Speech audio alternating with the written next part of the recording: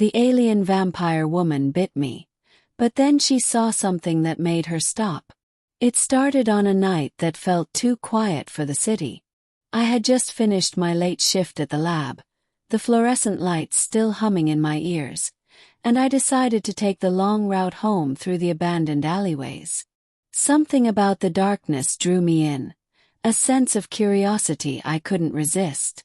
I wasn't expecting anything extraordinary, just the usual urban silence, the distant sirens, and the occasional scuttle of rats. But then I saw her. She emerged from the shadows like smoke curling around a lamppost. Her movements graceful, almost unreal. Her skin had a faint luminescent quality, like moonlight trapped in porcelain. Her eyes, deep and unearthly, glimmered in a way that made me feel both mesmerized and alarmed. She was beautiful, impossibly so, with sharp cheekbones and lips that were slightly parted, revealing tiny glinting fangs. "I've been waiting," she said softly, her voice a melody that seemed to resonate in my chest. Froze. Something primal in me screamed to run, but fascination rooted me in place. Before I could even react, she was in front of me, her gaze locking onto my neck. I felt the air grow heavy, like the city had been replaced by some suffocating vacuum, the shadows stretching unnaturally around her. The bite came before I could comprehend it. Sharp pain exploded at the base of my neck, and a metallic taste filled my mouth when I gasped. My knees buckled, and I stumbled against the brick wall.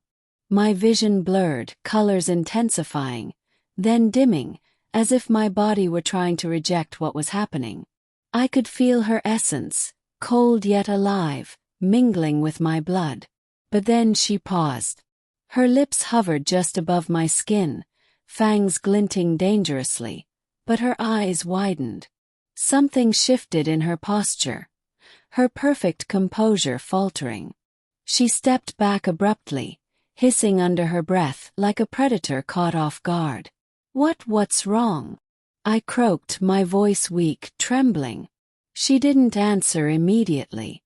Instead, her eyes darted toward something behind me.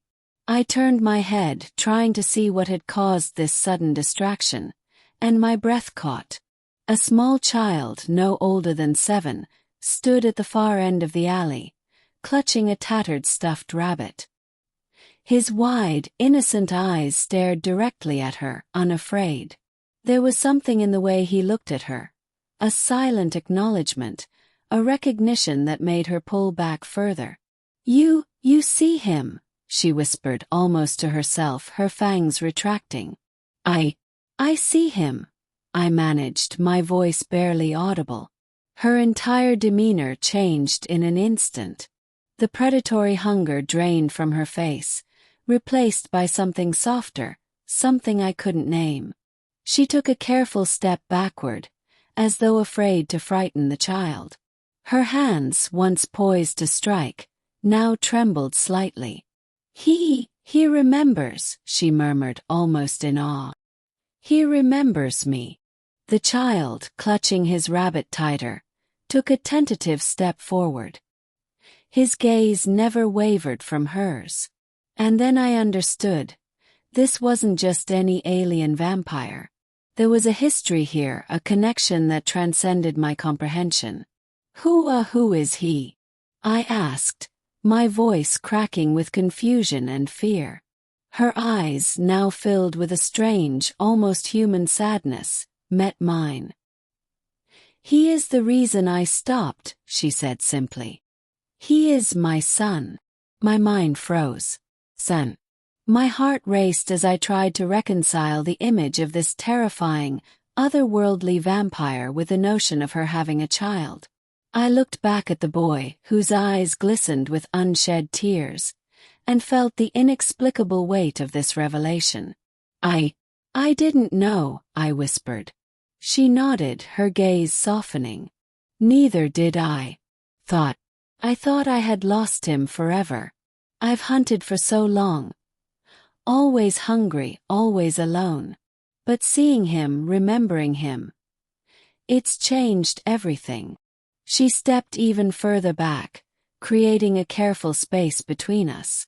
My neck throbbed painfully, a reminder of what could have been, but strangely, I felt no anger toward her. Only awe and a growing curiosity about the universe that could create beings like this. The boy took another step, cautiously reaching out his hand. She hesitated, then slowly lowered herself to his height, her glowing eyes softening to something almost human. They embraced in a moment of pure, quiet emotion, the kind that could silence the world. I watched them, heart pounding, caught between fear and amazement. The city around us faded into irrelevance. The danger, the fangs, the bite, all of it dissolved in the gravity of that reunion.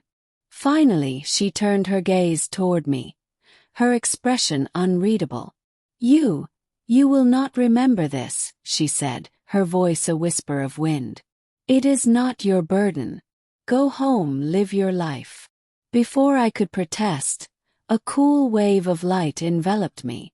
My vision blurred, colors fading into nothingness. When I opened my eyes again, I was on the sidewalk outside the alley, the night calm and ordinary as if nothing had happened. My neck ached faintly, a dull memory of what had almost been, but no trace of her or the child remained. I walked home in silence, every sense alive, the city around me both familiar and alien. And though I couldn't explain why, a small, unshakable truth settled in my chest.